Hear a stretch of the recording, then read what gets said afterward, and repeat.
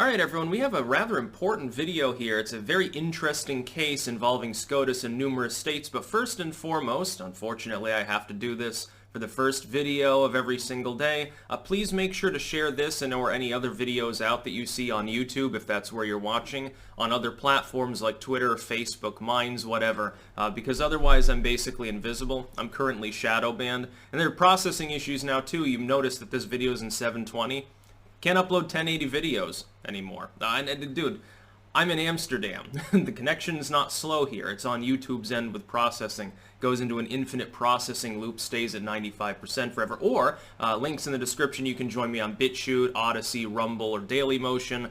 If you're not watching me on those platforms, you'll actually get notified via email or whatnot. So let's get right into this. This is a very interesting double case. First and foremost, the other day, SCOTUS denied a motion by the Pennsylvania GOP to hear their case with regards to election fraud there. Now, SCOTUS there was no dissent. It was a unanimous 9-0 decision not to take up the case, and they issued a one-sentence response, which is just to say that it was denied.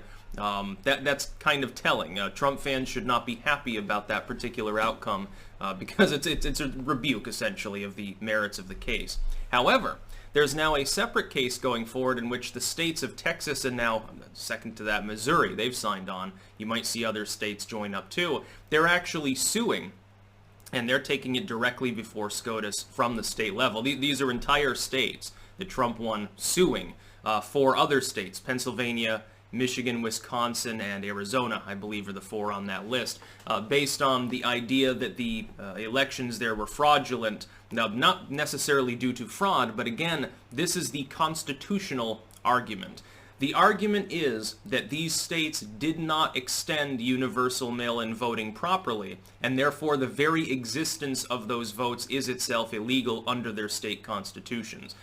This would be a very difficult case to actually even get SCOTUS to acknowledge. I would be surprised if they can even find a justice that actually decides to refer it to decide whether to even further discuss it.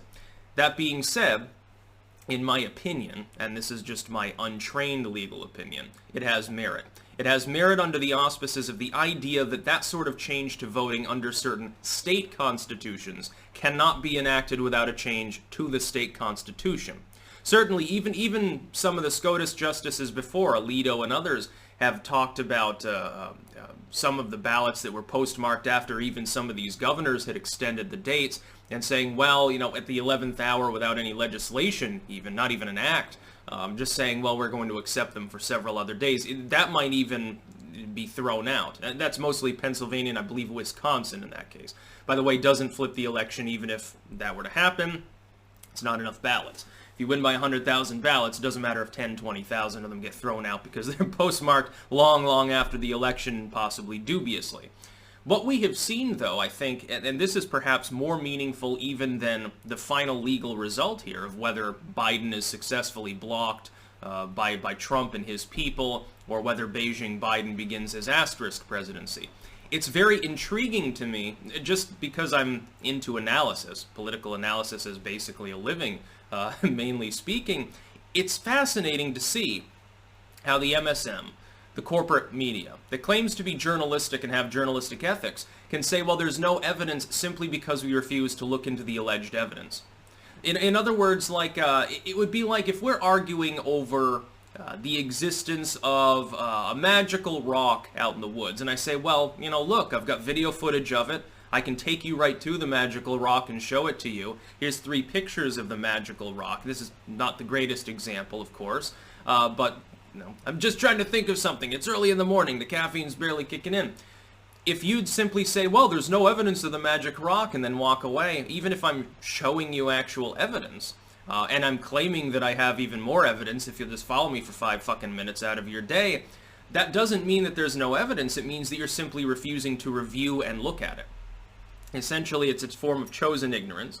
And the reason why the media is doing this is it wants the election to be over because it really wants a restoration of multinational globalism. What they want is to go back to the economic standards of yesteryear, the bad old days that weren't really helping the average American, in which the government just sort of muddles along with its corporate allies and tries not to rock the boat because everyone's lining their pockets. The politicians get rich, the corporations get rich. An American firm can go and exploit Vietnamese small businesses, force them aside, set up a multinational predatory company that'll pay less and has no community ties, no national loyalty, and then in return a Vietnamese firm can set up one of their factories in Florida or Texas or something and do the same thing. That's essentially what they want. The gold standard is the TPP. The gold standard of Biden economics is essentially selling out the United States while having other governments sell out their people, and as long as they all sell out to one another, the one percenters do fine. The rich will get richer and the poor will stay poor. They will then get breadcrumbs to keep them silent and complacent. That's basically it.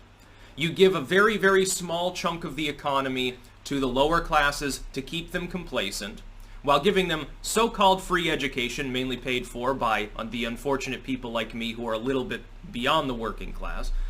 We'll pay for it. They'll get some welfare crumbs stolen from us. The top won't pay anything. They'll pay a marginal rate, and they'll pretend to be generous for doing so. A government will step in and put a 1% tax on billionaires and claim that it's solved all the world's problems. They'll wage wars, but they'll be silent proxy wars, and the mainstream media will come in, and it'll either not report on things that are inconvenient to what will become essentially a loose globalist cabal, a regime that is globalist in the total sense. They either won't report on things or they'll spin it. It'll be propaganda all the time. There will be no more United States, fundamentally, if this is taken to its logical conclusion. Just like there won't be a China, there won't be a Vietnam or a UK or a France. There won't really be nation states as we currently conceive of them.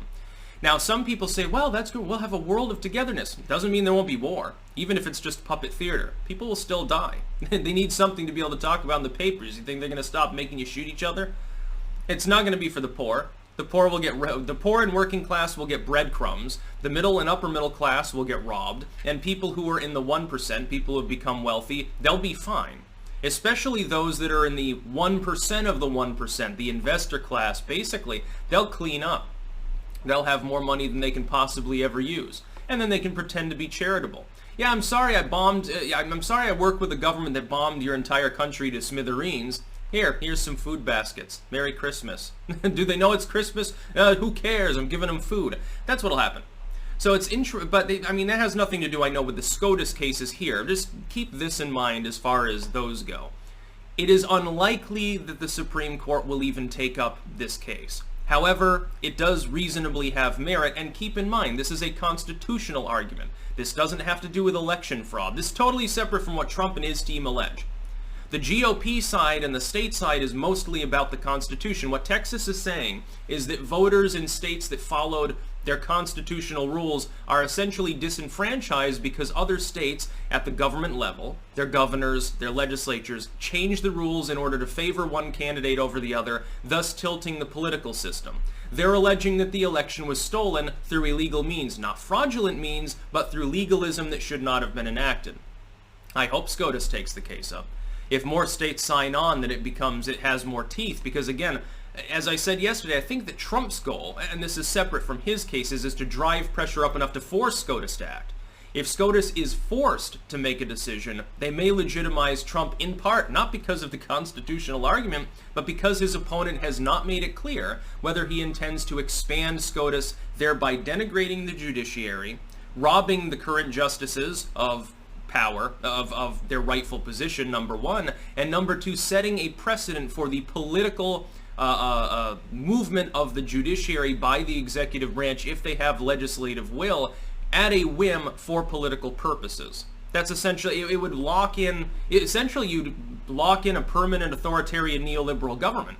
If you get to the point where SCOTUS can be unilaterally changed over and over again by a sitting president, they could do basically whatever they wanted. As long as they maintain the will of the legislature, they can diddle with SCOTUS. And as long as they have control of SCOTUS, they can control the legislature from doing anything to them. And you could essentially have a situation where a party decides to fix every election, rig every election in its favor, just in order to have a de facto one-party state, with a minor party that is meaningless.